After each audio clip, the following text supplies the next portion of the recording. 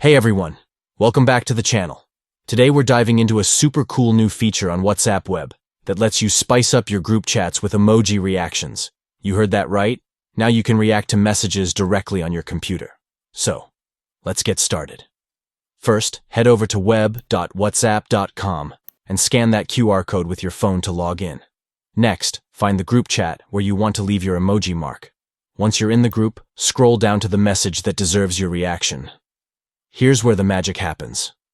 Hover your mouse pointer over the message, and you'll see a little drop-down arrow, V. Click on that arrow, and you'll see a menu pop up. From the options presented, click on React, and you'll be greeted with a little plus sign, plus. Clicking on that plus sign will unleash a whole bunch of emoji reactions. Hearts, thumbs up, laughing faces, and more, all at your fingertips. Just choose the reaction that best expresses your feelings, and click it. And that's it. You've just reacted to a message on WhatsApp web. It's super easy, right? Now go ahead and try it out.